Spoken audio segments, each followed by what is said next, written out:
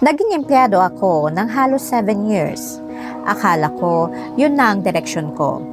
Sinubukan kong mag-traditional business, pero bumagsak.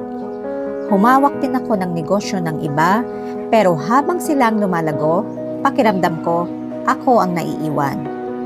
Nagbalak akong mag-Europe bilang caregiver, pero hindi natuloy. At doon ko nakita, nasa panahon ngayon habang may global crisis at maraming pagbabago, delikado ang iisang plano lang. Kaya ngayon, unti-unti kong binubuo ang online opportunity na nakita ko bilang backup plan. Ito ay pwedeng sumabay sa buhay, trabaho at future goals.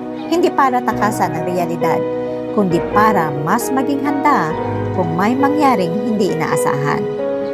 Ikaw, may backup plan ka na ba kung sakaling hindi matuloy ang mga plano mo?